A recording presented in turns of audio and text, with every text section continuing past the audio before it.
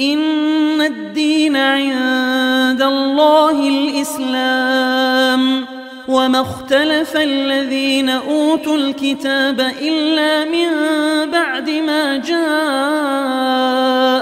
العلم بغيا بينهم ومن يكفر بآيات الله فإن الله سريع الحساب. أشهد أن لا إله إلا الله وحده لا شريك له وأشهد أن محمدا عبده ورسوله. اللهم صل وسلم وبارك على هذا النبي الكريم محمد وعلى آله وصحبه ومن تبعهم بإحسان إلى يوم الدين. قال الله تعالى في القرآن الكريم: يا أيها الناس اتقوا ربكم الذي خلقكم من نفس واحدة وخلق منها زوجها وبث منهما رجالا كثيرا ونساء واتقوا الله الذي تساءلون به والأرحام إن الله كان عليكم رقيبا. يا أيها الذين آمنوا اتقوا الله حق تقاته ولا تموتن إلا وأنتم مسلمون. يا أيها الذين آمنوا اتقوا الله وقولوا قولا سديدا يصلح لكم أعمالكم ويغفر لكم ذنوبكم ومن يطع الله ورسوله فقد فاز فوزا عظيما. أما بعد فإن أصدق الحديث كتاب الله وخير الهدي هدي محمد صلى الله عليه وسلم وشر الأمور محدثاتها وكل محدثة بدعة وكل بدعة ضلالة وكل ضلالة في النار نسأل الله السلامة والعافية منها. معاشر المسلمين والmuslimat rahimani wa rahimakumullah. Kembali kita mengucapkan innal hamdalillah, segala pujian hanyalah milik Allah Ta'ala.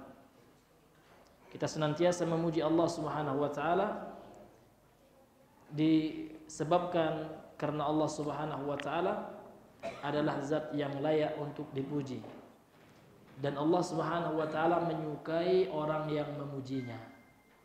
Ini kekhususan bagi Allah. Kalau manusia tidak boleh suka dipuji, namun Allah senang, Allah suka, karena Allah itu layak untuk dipuji. Dalilnya apa? Hadis ya, riwayat Imam Al-Bukhari, sering kami sampaikan tentang perkataan yang Allah cintai. Rasul bersabda, ahabbul kalami ilallahi arba'un. Ini arba'un ini Pak, ulama mengatakan yufidut tamsil ya, atau yufidul misal la yufidut hasar ya. Jadi hadis ini menjelaskan tentang contoh saja, misal ya. Jadi di hadis ini ada 4 contoh kalam, perkataan yang Allah cintai. Bukan membatasi 4, enggak. Karena ada di hadis yang lain hal-hal lainnya yang Allah cintai. Maka hadis ini yufidul misal la yufidul hasra. Hasr ya, pembatasan. Apa kata Rasul? Ya ahabbal kalami ilallah arba'un ya. Perkataan yang Allah cintai ada 4. Subhanallahi walhamdulillahi wala ilaha illallah wallahu akbar. Di situ alhamdulillah ini pujian. Tahmid ya, puji-pujian kepada Allah, dan Allah suka, Allah cintai hal itu, dan ini termasuk ibadah.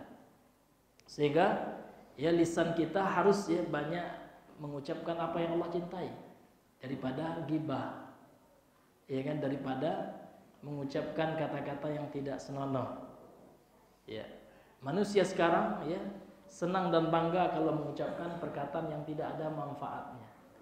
Ketimbang kita mengatakan hal-hal yang tidak ada manfaat. Bercanda boleh, namun terkadang seseorang bercanda itu sudah melampaui batas. Batasannya ini loh ya, dilampaui gitu ya. Ya sudah kelewatan batas. Ini hadirin yang dimuliakan oleh Allah Subhanahu wa Ta'ala. Ya. Ini namanya zikir mutlak ya Pak ya. Zikir yang tidak dikaitkan dengan jumlah tertentu. Mau berapa banyak aja boleh. Dan tidak dikaitkan dengan ya waktu tertentu harus habis sholat, enggak. Ini namanya zikir mutlak. Karena zikir itu ada 2, ada mutlak ya, sifatnya umum, tidak khusus pada suatu hal. Ada yang muqayyad, terkait, terikat dia. Ya. Quyida bil waqt, ya, terkadang diikat dengan waktu dan terkadang diikat di tempat tertentu. Kalau tempat ini zikirnya ini kan gitu. Seperti masjid. Masuk masjid zikirnya apa? Allahumma ftahli abwaaba rahmatik. Dengan pula masuk masjid ya, kita baca Allahumma inni a'udzubika minal khubuthi wal khaba'ith. Kan bagus Pak Ustaz kan doa, tapi tempatnya salah. Nah, kalau seandainya orang tidak ya memahami kaidah ini kan bagus ya kan? Tapi Pak tempatnya salah, gitu juga. Ya, zikir memang bagus, tapi terkadang caranya salah orang. Sambil goyang-goyang, ya kan? Sambil berjamaah, ya kan? Zikirnya bagus Pak, subhanallahnya. Tapi Bapak pimpin, Bapak buat dalam bentuk berjamaah, itu butuh kepada dalil. Sama dengan orangnya. Allahumma inni a'udzubika minal khubusi, bagus. Tapi kalau seandainya doa itu untuk masuk masjid nggak tepat, ya, karena tempatnya salah. Nah, ini hadirin yang dimuliakan oleh Allah. Kemudian salawat dan salam kepada Nabi besar Muhammad sallallahu alaihi wasallam. Allahumma shalli ala Muhammad wa ala ali Muhammad. Baik. Pertemuan kita yang kemarin kita telah masuk kepada babun minasyirki an yastaghitsa bi ghairillahi aw yad'uwa ghairahu. Bab termasuk perbuatan syirik, seseorang meminta, memohon diangkatnya ya sebuah musibah, itu makna daripada istighosah. Ya, istighosah itu adalah talabu ya izalatis syiddah, minta untuk diangkat ya syiddah, kesusahan, musibah dan hal-hal yang tidak diinginkan lainnya, kemudaratan yang menimpa manusia. Itu istighosah. Kemudian ada faedah ya, yang sebelum kita lanjut nih Pak ya, kita bacakan dulu faedah dari Syekh Ibnu Utsaimin, dan ini pernah kita bahas juga, namun nggak apa-apa kita ulang ya, kita murojaah lagi. Qala asy-Syekh Muhammad bin Shalih Al-Utsaimin rahimahullah ta'ala fi kitabihi, berkata Syekh Ibnu Utsaimin dalam kitabnya Al-Qaulul Mufid fi Syarh Kitab Tauhid ya. Kata beliau, wa kalamul muallif rahimahullah ta'ala laisa ala itlaqihi. Ya, perkataan daripada penulis Syekh Muhammad bin Wahab yang mengatakan termasuk syirik beristighosah kepada selain Allah. Ini kata beliau tidak sifatnya umum, tidak mutlak. Bal yuqayyadu bima la yaqdiru alaihi al-mustaghasu bihi. Akan tetapi dikaitkan dengan sesuatu yang seseorang beristighosah kepadanya itu dia tidak mampu melakukannya. Dan hanya Allah yang mampu melakukannya.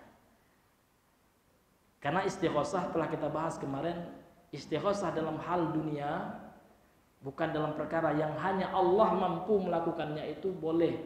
Namun dengan syarat yang pertama, al-mustaghasu, orang yang kita mintai untuk mengangkat kemudaratan tersebut, hayyun, ayyakuna hayyan, hendaknya orang itu hidup. Jangan orang mati Pak, kalau orang mati enggak boleh. Kemudian ayyakuna hadiran, kemudian dia hadir di situ. Kemudian ayyakuna qadiran, kemudian dia mampu untuk mengangkat kesusahan kita. Misalkan ya, kita lagi kejebur ke dalam sumur, ya Pak ya, kita minta tolong, itu kan syiddah itu. Kesulitan, kita dapat musibah jatuh ke dalam sumur, kita minta tolong, itu namanya istighosah itu ya. Namun istighosah itu dalam hal dunia itu boleh dengan syarat orang al-mustaghos ya, orang yang kita minta tolong tersebut syaratnya apa Bang? Hidup dia.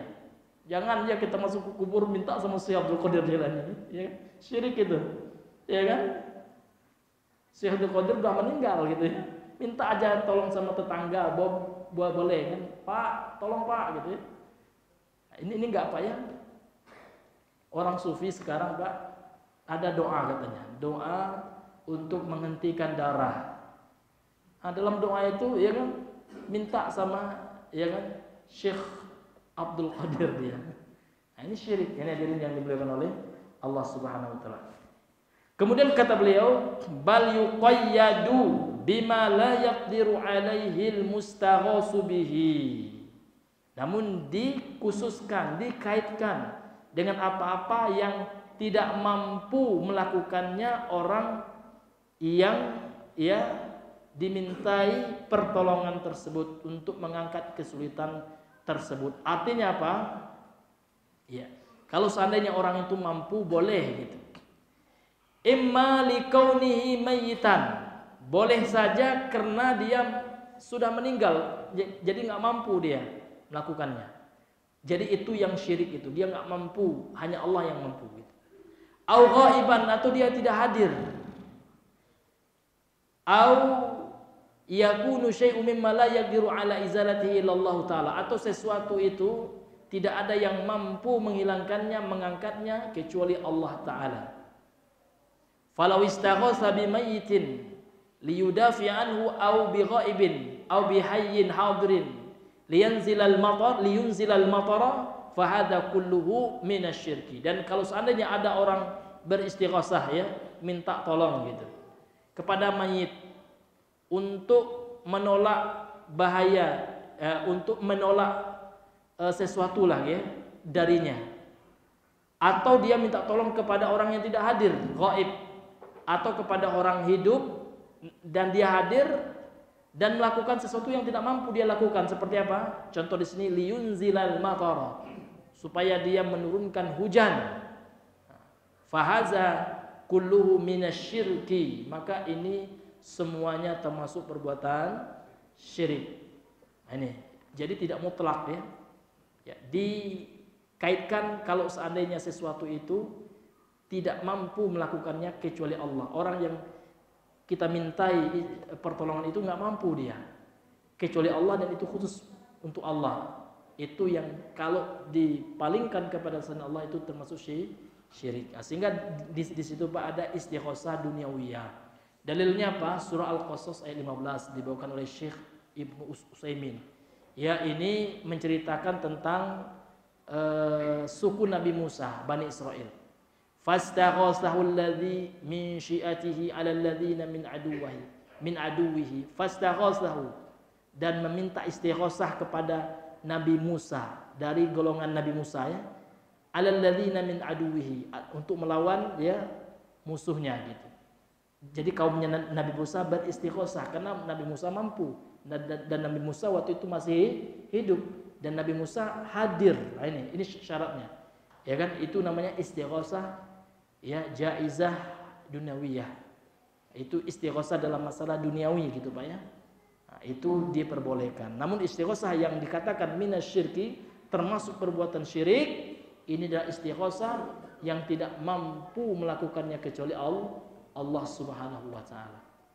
Atau orang beristighosah kepada mayit, itu enggak boleh juga. Karena syarat istighosah yang dibolehkan itu hendaklah kepada orang yang hidup, karena mayit nggak mampu lagi melakukannya gitu. Ya, melakukan sesuatu. Kita minta tolong ya Pak ya, kita terinjak paku. Masa minta tolong sama mayit? Ya sama dokter lah gitu ya. Namun ingat, nah ada yang perlu diingat ya. Mesti kita tetap menyandarkan hati kita kepada Allah. Walaupun itu perkara dunia apa, memang orang itu mampu untuk menghilangkan mudarat yang sedang kita rasakan, namun tetap hati kita kaitkan kepada Allah, dan orang itu kita yakini hanya sekedar sebab saja. Itu yang diingatkan oleh Syekh Ibnu Utsaimin. Kata beliau, wa idza talaqta min ahadi al-ghausa, kalau seandainya engkau meminta seseorang dari manusia pertolongan gitu kan, wa huwa qadir alaihi, dan dia mampu melakukannya, fa innahu yajibu alaika tashihan li tauhidika, wajib bagimu li tauhidika ya, untuk memperbaiki tauhidmu, an ta'taqida annahu mujarradu sababin, hendaknya engkau meyakini orang itu hanya sekedar sebab saja. Jangan pula aku mantap dokter tuh ya gitu ya. Masya Allah, luar biasa ilmu dokter itu kan. Operasinya bagus, enggak boleh terlalu berlebihan gitu Pak. Tetap kita ingat, alhamdulillah ya, Allah lah yang memberikan pertolongan kepada saya dan memberikan taufik bantuan kepada dokter itu, sehingga kemudian dokter itu bisa ya mengoperasi atau membantu luka saya ini gitu. Tetap kita yakini manusia itu hanya mujarrad sabab, sekedar sebab saja. Begitu juga permasalahan kehidupan kita di dunia, Pak. Iya kan? Kita minta tolong orang, minjam misalkan. Iya, kita harus yakini yang ngasih kita uang Allah itu. Namun sebabnya kita minjam sama orang itu. Dan kita puji Allah dan berterima kasih kepada manusia. Nah, karena kalau nggak berterima kasih, Pak, itu sama juga nggak terima kasih sama Allah gitu. Ya kan, tidak mengucapkan syukran kita, ya kan? Lam yashkurillah man lam yashkurin nasa. Atau kama qala Nabi sallallahu alaihi wasallam, hadis sahih ya. Tidak dianggap orang itu bersyukur ya. Berterima kasih kepada Allah kalau dia seandainya tidak berterima kasih kepada manusia. Namun hati kita tetap Allah yang kita yakini. Ini hadirin yang dimuliakan oleh Allah, dan manusia itu hanya sebatas sebab sah saja. Alhamdulillah, Pak, ya kan? Allah memberi saya rezeki melalui usaha saya, misalkan usahanya bengkel misalkan ya. Ya kan? Bukan karena bengkelnya, bengkel itu sebab saja. Contoh, atau penginapan ya. Tetap itu kita yakini hanya sebab saja. Hati kita tetap kita tahukan kepada Allah. Itu yang beliau tekankan oleh Imam Ibnu Utsaimin. Wa annahu la ta'thiru la bidzatihi. Tidak ada pengaruh zatnya, itu enggak ada. Pekerjaan kita enggak bisa memberikan rezeki, enggak ada pengaruh. Itu harus kita yakini itu. Ya kan? Fi izalati syiddati, dalam menghilangkan ya kesulitan kita. Tetap Allah itu sebab saja. Ya, secara zat enggak ada pengaruhnya. Dia berpengaruh karena Allah Subhanahu wa taala. Li'annaka rubbama ta'taqidu alaihi wa tansa khaliqas sabab. Dan engkau boleh jadi meyakini itu dan engkau lupa penyebab dari sebab itu. Gitu. Jangan kita lupakan khaliqas sabab, pencipta sebab itu. Ya. Wa annahu la ta'thira lahu bidzat. Kemudian wa hadza qadihun, kalau kita yakini seperti itu, ini adalah bentuk ya merusak gitu. Qadihun itu, Pak, merusak gitu ya. Dicela, celaan lah gitu ya. Celaan fi kamali tauhid, dalam kesempurnaan tauhid. Jadi memang kalau ada orang yang mampu menolong kita, jangan diyakini orang itulah yang menolong, itu maksud beliau ya. Tetap kita yakini Allah. Orang itu hanyalah sekedar sebab. Namun tetap kita, kalau orang memberi pertolongan kepada kita sebagai ya bentuk kita bersyukur kepada Allah, kita tetap berterima kasih sama orang. Jangan pula ya Pak ya, udahlah ini kan Allah yang memberi rezeki saya. Anda hanya sebab saja, sudah sana pergi, nggak boleh juga Pak ya. Iya, kita harus ada adab juga kepada ya orang yang menjadi perantara. Ya, kita ditolong oleh Allah Subhanahu wa taala.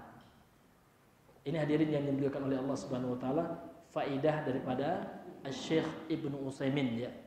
Kemudian kita lanjutkan pembahasan kita yang sebelumnya. Ya. Ini kita telah masuk kepada dalil ya. Yang kedua atau yang baru yang pertama ya, belum dalil yang kedua, yaitu surah Yunus ayat 106. Qala asy-syarihu rahimahullahu taala. Allah Subhanahu wa taala berfirman dalam surah Yunus ayat 106 sebelumnya, wa qulillahi ta'ala wa la tad'u min dunillah, dan janganlah engkau berdoa kepada selain Allah, ma la yanfa'uka wa la yadurruk, yang tidak bisa memberikan manfaat dan mendatangkan mudarat untukmu. Fa in fa'alta fa innaka idzan minadh zalimin, kalau engkau lakukan itu juga sesungguhnya engkau menjadi orang-orang yang zalim, kata Allah Subhanahu wa taala. Ini telah kita jelaskan sampai ma la yanfa'uka. Qala syarihu hafizahullah taala wa ra'ah, ma la yanfa'uka in abadtahu. Jangan engkau berdoa kepada selain Allah, ma la yanfa'uka, yang tidak bisa memberikan manfaat, in abadtahu, kalau engkau sembah dia, kalau engkau ibadahi dia, enggak mampu mendatangkan manfaat apapun, jangan lakukan, kata Allah. Patung-patung yang disembah oleh kafir Quraisy, oleh orang-orang musyrik, ya Pak ya, enggak bisa memberikan manfaat. Malah patung itu butuh kemanfaatan dari kita, butuh bantuan kita yang buat dia gitu ya.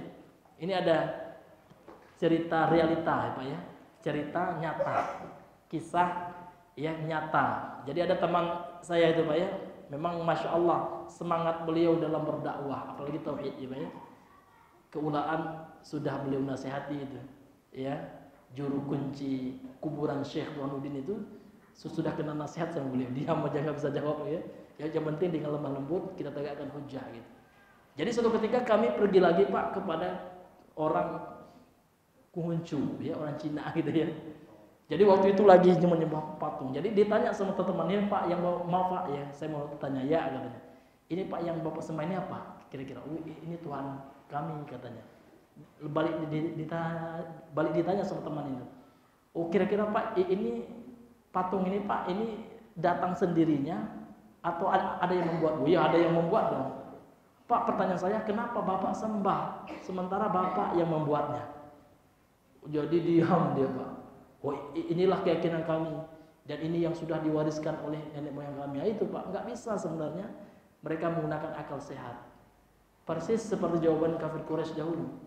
Inilah yang telah diwariskan, yang telah mawajadana alaihi aba'ana. Inilah yang kami dapati yang ditinggalkan oleh orang-orang tua kami. Inilah keyakinan kami. Taklid buta aja dia. Ini hadirin yang dimuliakan Allah. Kemudian diajak sama teman ini untuk masuk Islam. Padahal waktu itu belum mau gitu ya. Yang penting kita mengajak aja dengan lemah lembut ya. Seperti aja dakwah kita ya. Lemah lembut aja Pak. Ini hadirin yang dimuliakan oleh Allah Subhanahu wa taala. Ini ya. Jadi orang-orang yang menyembah selain Allah itu enggak bisa. Sesuatu yang disembah itu memberikan manfaat. Ya kan enggak bisa, Pak. Wala yadurruka. Dan tidak juga bisa mendatangkan mudarat. Enggak bisa nyakiti kita. Patung itu coba suruh nampar kita. Gitu ya, enggak bisa. Kita bisa ngancurin dia seperti Nabi Ibrahim ya. Dihancurkannya oleh Nabi Ibrahim. Kemudian kapaknya digantungkan kepada patung yang lebih besar, ya kan? Untuk apa disembah gitu ya? Gak bisa buat apa-apa gitu. Jadi Allah ingin membuka logika orang kafir Quraisy. Kenapa masih kalian sembah itu patung? Ma la yanfa'uka wa la yadurruk. Ya gak bisa datangin manfaat, gak bisa juga membahayakan gitu ya. Untuk apa kan gitu? Fa in fa'alta ay da'auta. Kalau seandainya engkau lakukan itu apabila yaitu artinya kalau seandainya engkau seru, engkau berdoa kepada patung itu, kepada min dunillah selain Allah itu, ma la yanfa'uka, yang tidak bisa mendatangkan manfaat untukmu, wala yadurruka, tidak bisa mendatangkan kemudaratan, mara bahaya, maka izan ya, fa innaka izan minadh dhalimin. Ya. Jadi kalian termasuk orang yang zalim. Minadh zalimin, minal musyrikin. Karena zalim di sini Pak, zalim besar. Kezaliman yang besar itu syirik, sebagaimana ditegaskan juga oleh Allah dalam surah Luqman ayat 13 ketika Luqmanul Hakim ya memberikan nasihat kepada anaknya, ya bunayya la tusyrik billah inna syirka la dzulmun azim. Azim sifat dari zulmun itu, yang besar gitu. Jadi minal zalimin ay minal musyrikin artinya. Kalau engkau lakukan itu juga tetap engkau berdoa meminta kepada selain Allah yang tidak bisa mendatangkan manfaat dan menolak kemudaratan, maka kalau itu tetap engkau lakukan, maka engkau menjadi orang-orang musyrik, yaitu maksudnya. Fa inna syirka, karena sesungguhnya syirik itu a'zamudz zulmi, adalah kezaliman yang paling besar.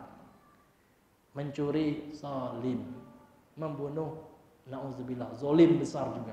Namun ternyata ada yang paling besar dari kezaliman, membunuh, mencuri, berzina, adalah berbuat syirik kepada Allah Subhanahu wa taala. Kalau kita dengar Bapak Ibu, tetangga kita sebelah rumah berzina, ya, atau dia seorang yang bejat, begal, dia suka bunuh orang, marah nggak Pak? Geram nggak hati kita? Geram. Namun ternyata kalau dia melakukan perbuatan syirik lebih besar lagi kezalimannya, tentu kita tidak bisa tidur, Pak ya. Kita mesti menasihatinya, kan gitu. Iya, kalau kita mampu, ya kita kasihkan nasihat. Kalau ada dukun, kita datangi gitu, ya Pak ya. Ini hadirin yang dimuliakan oleh Allah Subhanahu wa taala. Ya. Karena itu luar biasa ya, kezaliman yang besar ya.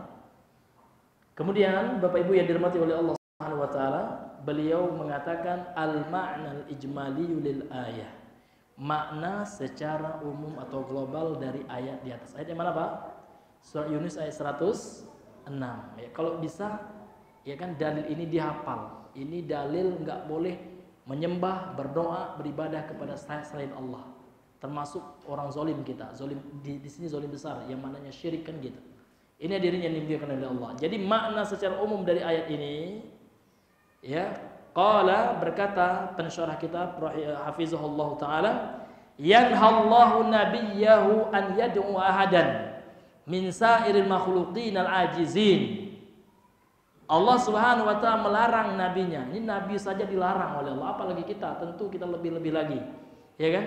An yad'u untuk ya berdoa, menyeru beribadah ahadan kepada seorang pun min sa'iril makhluqin, dari seluruh makhluk al-ajizina, yang mana makhluk itu lemah, tidak mampu an isalin naf'i, tidak mampu mendatangkan manfaat, wa daf'id durri, dan juga tidak mampu untuk menolak bahaya mudarat. Summa yubayyinu lahu hukmahu, kemudian ya Allah Subhanahu wa taala menjelaskan hukumnya, yakni zalim, syirik hukumnya gitu. Lau furidu an da'a ghairallah, dan kalau seandainya ya dia diwajibkan, ini maksudnya dia berdoa kepada selain Allah juga, sudah jelas-jelas Allah larang, namun ternyata dia mewajibkan dirinya an da'a ghairallahi, untuk berdoa, menyembah, beribadah kepada selain Allah, bi annahu yakunu hina idzin, sehingga pada saat itu jadilah dia minal musyrikina, ya termasuk orang-orang musyrik. Ini hadirin yang dimuliakan oleh Allah. Wa hadzan nahyu amun li jami'il ummati, dan larangan ini mencakup umum sifatnya bagi seluruh umat, mulai dari umat Nabi Adam Pak sampai umat Nabi Muhammad, sampai umat terakhir ini. Larangan berbuat syirik itu tetap ada. Iya. Karena memang Allah itu mengutus Rasul untuk melarang syirik ini. Allah utus mulai dari Rasul yang pertama Pak, karena syirik memang terjadi pertama kali di masa Nabi Nuh. Kalau di masa Nabi Adam belum. Ya, yang ada terjadi dosa hasad, ya. Hasadnya ya si Qabil ya, terhadap adiknya Habil kan seperti itu. Sehingga akibat hasad ya yuaddi ilal qatli, ya mengakibatkan kepada pembunuhan. Ini hadirin yang dimuliakan oleh Allah Subhanahu wa taala, sebagaimana disebutkan oleh Allah dalam Al-Qur'anul Karim. Maka seperti itu, dari Rasul yang pertama Nabi Nuh alaihissalam sampai Rasul yang terakhir Nabi kita Muhammad sallallahu alaihi wasallam, maka Allah utus seluruh Rasul itu, walaqad ba'atsna fi kulli ummatin rasulan an ya'budullaha wajtanibut taghut. Nah, tujuannya sama, untuk mengajak manusia beribadah kepada Allah. Tapi kalau bahasa kita sembah namanya, ya itu sebenarnya kurang tepat, ya Pak ya, beribadah yang tepatnya. Karena memang kalau kata sembah itu sudah diindonesiakan, namun asalnya kan dari Sanskerta itu, sependek pengetahuan saya ya Pak ya. Dan istilah itu ya banyak digunakan oleh orang-orang non muslim. Karena memang secara historis, secara sejarah ya, sebelum Islam datang, nenek moyang kita sebelumnya ya menganut ajaran Hindu Buddha, sehingga itu masih ada ya Pak ya. Maka kalau saya pribadi tinggalkan istilah-istilah yang seperti itu, kita biasakan untuk istilah syar'i, bukan istilah Arab. Kan ada pula orang sekarang dikit-dikit bahasa Arab, itu bukan hanya Arab, itu Al-Quran. Al-Quran itu tidak hanya untuk orang Arab Pak. Bahasa Arabnya Al-Quran itu tidak hanya bahasa Arabnya orang Arab. Orang Arab sekarang Pak jarang yang berbahasa Arab dengan bahasa Arab Al-Quran, enggak. Mereka bahasa Arabnya bahasa Arab kampung, ammiyah, ya. Nah, namun kalau bahasa Arabnya Al-Quran itu untuk seluruh umat Islam itu. Ini hadirin yang dimuliakan oleh Allah SWT. Jadi puasa juga, puasa itu kan dari bahasa Sanskerta. Maka kita biasakan kita istilah saum, ya Pak ya, saum aja. Bapak hari ini saum, alhamdulillah saya saum. Ya, kita biasakan. Sembahyang juga. Itu ternyata istilah sembahyang itu dari bahasa Sanskerta itu, Pak. Ya. Salat itu bahasanya Allah. Allah berbahasa Arab, iya. Karena Al-Qur'an itu Allah turunkan, Al-Qur'an itu kalamullah. Dan Al-Qur'an Allah turunkan dengan berbahasa Arab. Inna anzalnahu Qur'anan Arabiyyan, kata Allah. La'allakum ta'qilun. Sesungguhnya kami telah turunkan dia Al-Qur'an itu. Qur'anan, Al-Qur'an Arabiyyan, yang berbahasa Arab. Sehingga bahasa Arab ini, Pak, bukan hanya khusus orang Arab. Bahasa Arab Al-Qur'an maksudnya. Enggak. Itu bagian dari agama kita. Sehingga Ibnu Khattab, Umar bin Khattab mengatakan, pelajarilah bahasa Arab. Ta'allamul arabiyyata. Pelajari oleh kalian bahasa Arab, fa inna min dinikum, karena sesungguhnya bagian dari agama, ibadah gitu. Bukan budaya. Karena sekarang, Pak, ada ya kelompok liberal ya yang gak suka orang belajar bahasa Arab. Bahkan beberapa tahun yang silam sempat terlontar ungkapan ciri-ciri ya irhabi ya, kalau bahasa kitanya teroris gitu ya, itu adalah orang yang belajar bahasa Arab. Nauzubillahi min zalik. Berarti orang yang sholat ini teroris semua gitu ya. Karena sholat kita dengan bahasa Arab. Ada nggak, Pak, orang yang sholatnya Allah yang gadang? Kan nggak ada. Ya, Allahu Akbar itu bahasa Arab. Nah, ini hadirin yang dimuliakan oleh Allah Subhanahu wa ta'ala. Maka mempelajari bahasa Arab itu hukumnya secara umum ya fardul kifayah. Ya, kalau seandainya sudah ada yang mempelajarinya, ya hukum wajib per individu jatuh. Namun kalau kita belajar dapat pahala. Niat kita apa? Niat kita adalah supaya sebagai sarana apa ya? Wasilah untuk memahami Al-Qur'an, karena Al-Qur'an berbahasa Arab. Jadi kenapa Bapak belajar bahasa Arab? Supaya saya paham Al-Qur'an, Pak. Ketika saya baca Al-Qur'an ya kan, saya paham maknanya. Kan Masya Allah, Pak ya. Daripada nengok terjemahan dulu, Pak ya. Kalau kita paham ya kan enak. Ini hadirin yang dimuliakan oleh Allah Subhanahu wa ta'ala. Jadi mempelajari bahasa Arab itu hukumnya fardu kifayah atas seluruh umat Islam secara umum. Namun kalau orang yang menyampaikan Al-Qur'an, dai, itu fardu ain. Disebutkan oleh Syekhul Islam Ibnu Taimiyah, fardun ya ainun ya liman yu'allimuddin, ya bagi yang mengajarkan agama itu hukumnya fardu ain. Kalau dia nggak belajar bahasa Arab, dia dai, dia penceramah, dia khotib, dia berdosa dia. Iya kan? Iya, kenapa? Karena dia akan mengajarkan Al-Qur'an, menyampaikan Al-Qur'an kepada manusia. Nanti salah-salah dia baca, kan gitu. Ya kan? Nanti pemahamannya salah dia. Ya kan? Ini hadirin yang dimuliakan oleh Allah. Contoh, Pak, dalam Al-Qur'an ya, dalam juz amma itu Allah Subhanahu wa taala mengatakan, ya kan? Wahadainahun apa? Najdain, kan? Kan kalau terjemahannya, dan sungguh ya kami telah memberikan petunjuk kepada mereka dua jalan. Nah, kalau seandainya dia nggak mampu berbahasa Arab, ya kan, mengkajinya, ya dua jalan apa gitu ya, maka dia tidak akan paham. Nah, ini ada yang dimuliakan oleh Allah Subhanahu wa ta'ala. Maka pentingnya bahasa Arab itu. Jadi belajar bahasa Arab itu memang ada tingkatan-tingkatannya, Pak. Dan mesti bersabar. Ya, kenapa? Karena belajar bahasa Arab itu ya terkadang membosankan, ya, dan terkadang membutuhkan waktu yang lapang. Kenapa? Karena kita butuh menghafal, ya kan? Iya, butuh menghafal, ya, menghafal setiap mufradat, ya, kemudian menghafal juga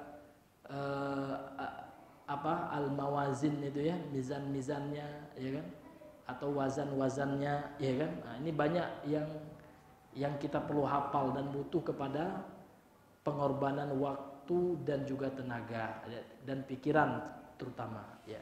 Maka Setiap kali kita bersabar Pak, insya Allah Allah berikan ya pahalanya. Karena pahala itu tergantung dengan kesulitan kita. Ya. Besar kecilnya pahala sebagaimana disebutkan dalam hadis sahih ya, itu tergantung besarnya cobaan yang Allah berikan kepada kita. Kalau orang itu cobaannya biasa-biasa saja Pak, maka pahalanya ya biasa-biasa saja. Tapi kalau orang itu cobaannya luar biasa, bahkan nyawanya menjadi korban seperti saudara kita sekarang ya, ya kita berharap kepada Allah mereka mendapatkan pahala yang besar di sisi Allah Subhanahu wa taala. Ini hadirin yang dimuliakan oleh Allah. Kemudian kita lanjutkan munasabatul ayati lil bab, kesesuaian ayat di atas. Ayat mana itu Bang? Ayat 106 dari surah Yunus ya. Apa kaitannya dengan bab? Bab kita tentang apa ini Bang? Termasuk perbuatan syirik, orang minta diangkat musibah atau minta al-ghaus atau istighasah kepada selain Allah. Nah, itu bab kita. Jadi apa kesesuaian ayat itu? Kaitannya apa dengan bab ini? Beliau berkata, anna fiha, sesungguhnya di dalam ayat tersebut an-nahya, terdapat larangan. Larangan dari apa? An du'ai ghairillah, dari berdoa kepada selain Allah. Karena doa itu ibadah. Wa annahu syirkun, dan berdoa kepada selain Allah itu perbuatan syirik, yunafit tauhid, yang merusak, menafikan, membatalkan, menghancurkan tauhid seseorang, dan termasuk syirik besar itu. Asyirku fid du'ai, syirik dalam berdoa. Ini disebutkan dalam berbagai kitab para ulama, yaitu termasuk syirik besar. Ya. Dan tidak boleh sekali Pak, bahaya sekali itu. Kemudian kita lanjutkan perkataan pensyarah kitab, ma yustafadu minal hadis, apa saja pelajaran yang bisa kita ambil dari hadis ya. Ya, dari ini salah baca lagi Pak ya. Minal ayat ya, dari ayat tersebut ya. Yang pertama, anna du'a ghairillahi syirkun akbar. Ini Pak. Enggak main-main gitu. Jadi berdoa kepada selain Allah itu syirik besar, bukan syirik kecil Pak. Syirik besar. Jadi kalau ada orang minta kepada selain Allah, minta rezeki, minta anak, minta jodoh, Mbah dukun tolong bantu saya gitu ya. Udah jomblo, udah umur 40 nih Mbah gitu kan. Iya, belum dapat jodoh nih ya. Tolong buatkan saya ini, tolong Mbah gitu. Syirik Pak, syirik besar ini. Ya. Tidak, bukan syirik kecil. Maka ini bukan perkara remeh hadirin. Perkara yang besar begitu. Ya kan? Dan itulah tugas kita menyampaikan ini. Ya, mensosialisasikan ini, mendakwahkan ini kepada masyarakat kita, seluruh masyarakat kita, baik yang di kota maupun yang di desa kalau bisa Pak ya. Iya. Karena banyak sekarang orang itu terjatuh ke dalam syirik karena nggak tahu, ya. Kemudian pelajaran yang kedua, anna aslahan nasi law da'a ghairallahi sara minaz zalimin ay al-musyrikin fa kaifa bi ghairihi. Sesungguhnya sebaik-baik manusia, yakni Nabi Muhammad ini dalam ayat ini kan khitab ya, sasaran dari ayat ini adalah Nabi Muhammad. Wala tad'u, engkau fa'il anta dalam ayat ini adalah Nabi Muhammad gitu. Wala tad'u, jangan engkau berdoa wahai Muhammad. Nabi Muhammad saja kalau seandainya beliau berdoa kepada selain Allah dan itu mustahil ya. Ini Allah ingin mengambil contoh saja, menyindir orang-orang yang berbuat syirik itu. Orang yang baik saja seperti Nabi Muhammad berbuat syirik ya, akan Allah masukkan ke dalam orang-orang kelompok orang yang zalim, apalagi yang di bawah beliau. Sehingga di sini beliau mengatakan anna aslahan nasi, sesungguhnya manusia yang paling baik, lau da'a ghairallah, kalau seandainya dia berdoa kepada selain Allah, sara minadh zalimin, maka dia menjadi orang-orang zalim, ai al-musyrikin, yaitu orang-orang musyrik. Fa kaifa bi ghairi, bagaimana dengan yang selainnya, yang jauh, yang buruk, yang jauh di level Rasul sallallahu alaihi wasallam. Ini sindiran Allah sebenarnya. Dalam surah Az-Zumar ayat 65 seperti juga. Lain asyrakta. Ya, fa'il anta ya. Dalam ayat itu adalah Nabi Muhammad. Kalau engkau saja wahai Muhammad kata Allah berbuat syirik, la yahbatanna amaluka. Akan terhapus, hilang, enggak bermanfaat amalmu gitu. Bagaimana yang selain Nabi Muhammad? Bagaimana kalau kita gitu ya?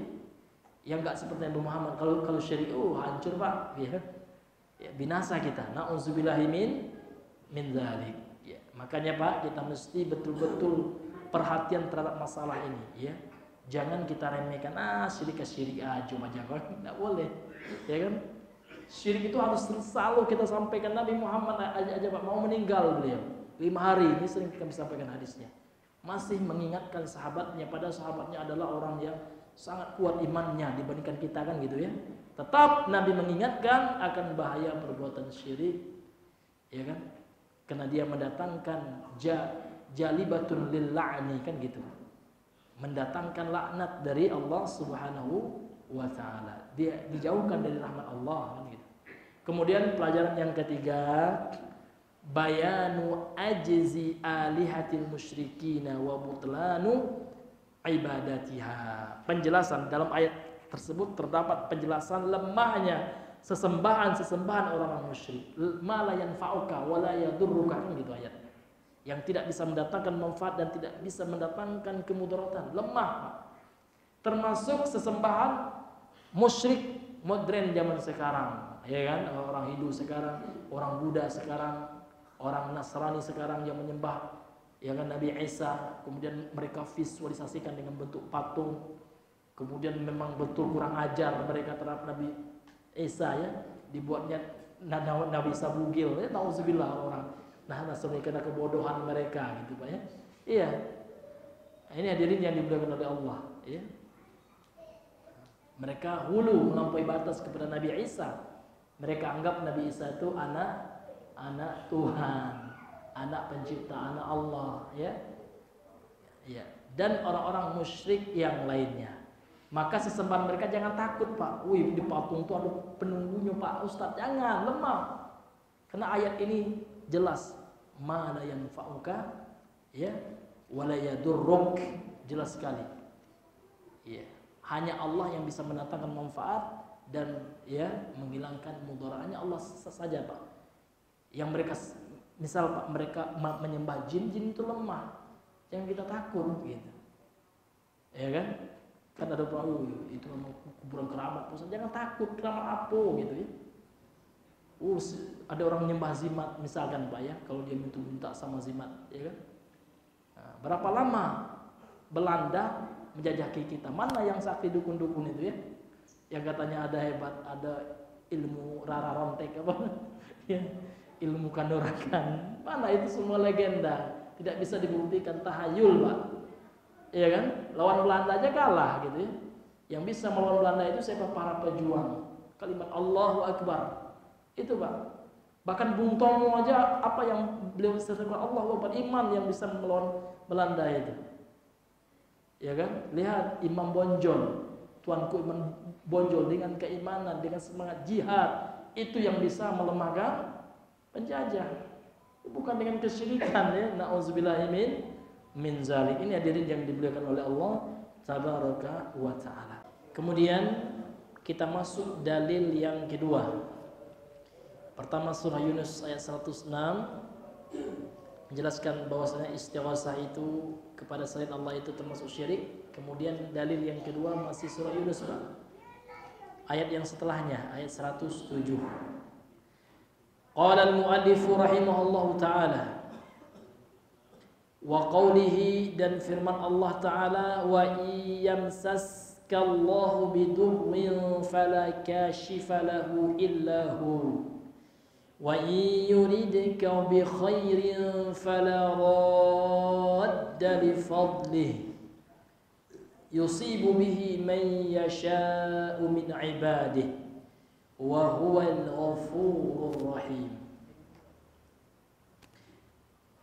Berkata pensyarah kitab Asy-Syaikh Shalih Al-Fauzan hafizahullah taala wa ra'ah, Semoga Allah menjaga beliau. Allah berfirman, wa iyamsaska ay in yusibka, itu artinya kalau seandainya Allah menimpakan kepadamu, itu artinya yamsaska yusibka, menimpakan kepadamu apa? Bidurin, kemudaratan, mara bahaya. Berupa apa? Umum sifatnya.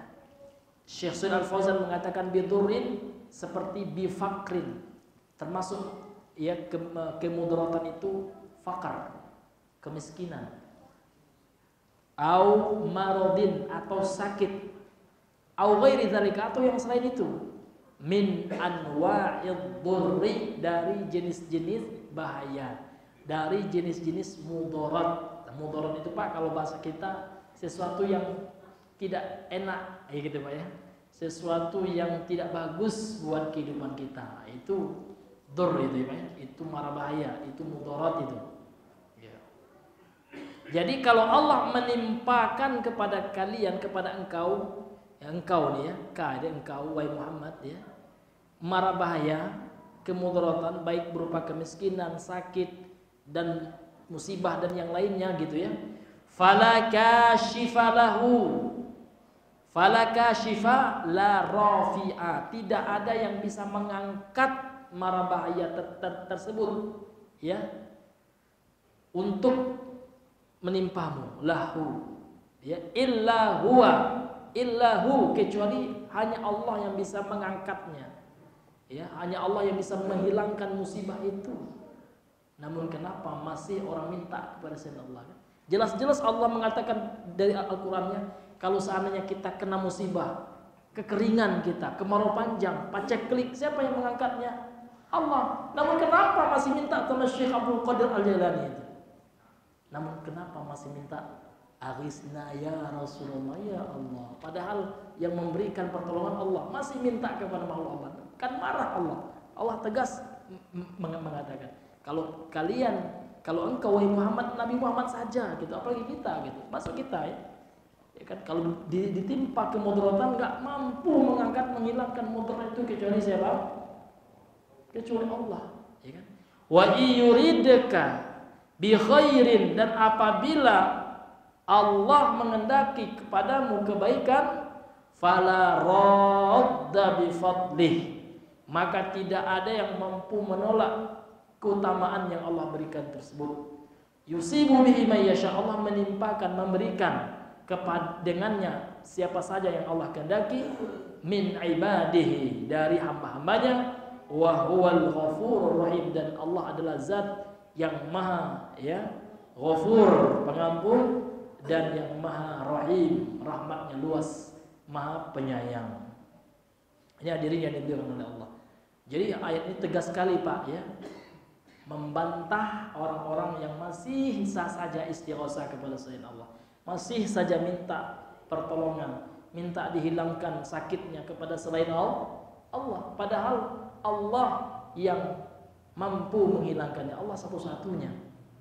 Ini hadirin yang dimuliakan oleh Allah Subhanahu wa taala. Maka betullah perkataan daripada Imam Ibnu Qayyim, usul ataupun dasar kesyirikan itu adalah ta'alluqul qalbi bi ghairillah. Hati yang sangat melampau tergantung kepada selain Allah. Kenapa orang sampai Pak mengkeramatkan kuburan hari ini? Karena hatinya itu condong kepada kuburan selain Allah.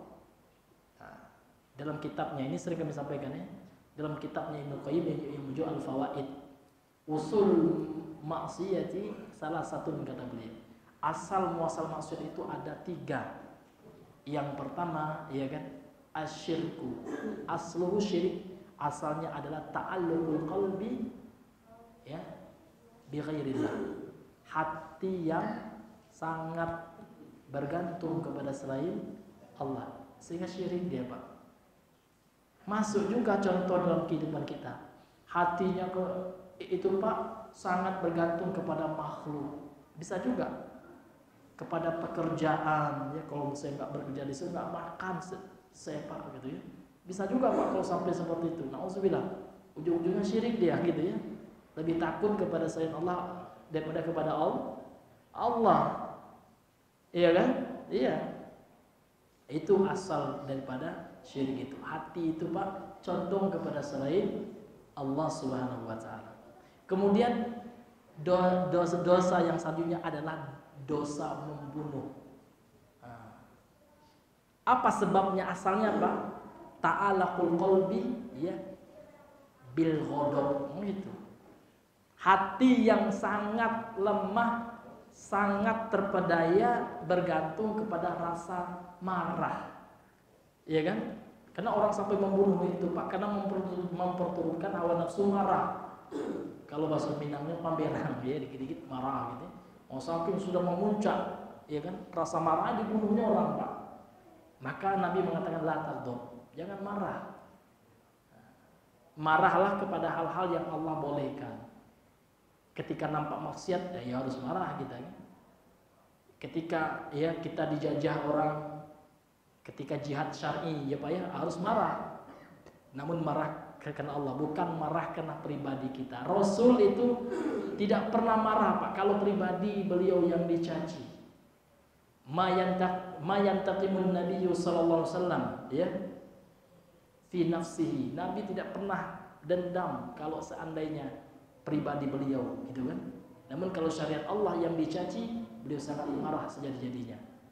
Kebalikan kita ya Pak ya.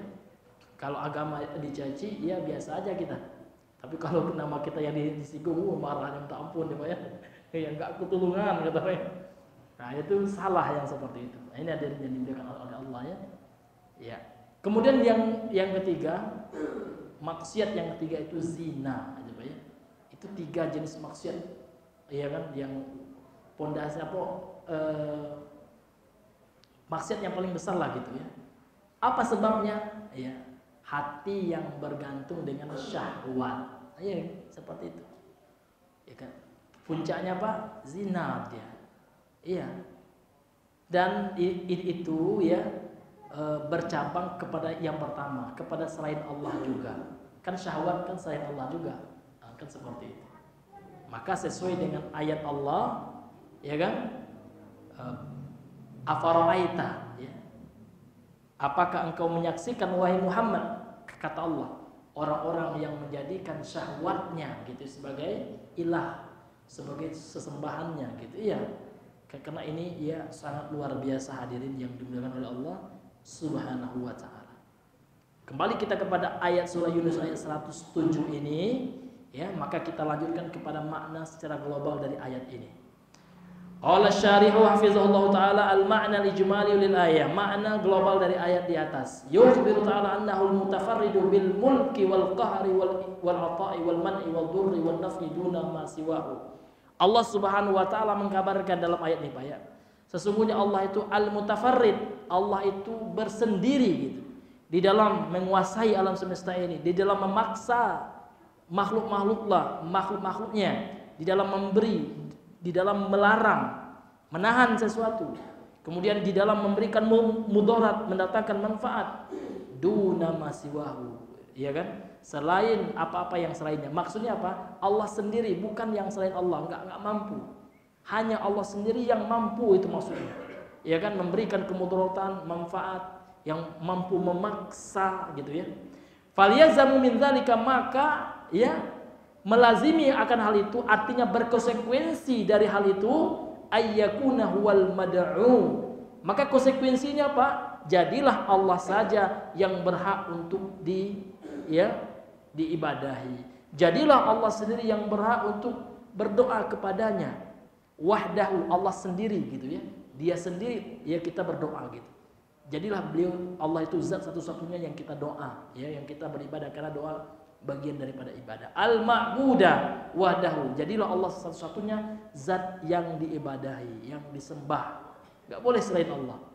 Duna ghairihi, ya kan? Bukan selainnya.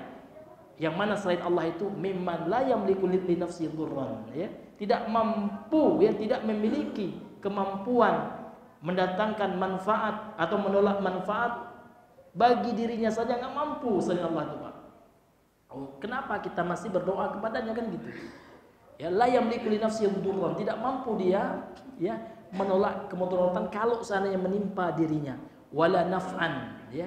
dan juga tidak bisa ya dirinya itu untuk mendatangkan manfaat. Fadlan an ayyamlikahuma li ghairihi ya.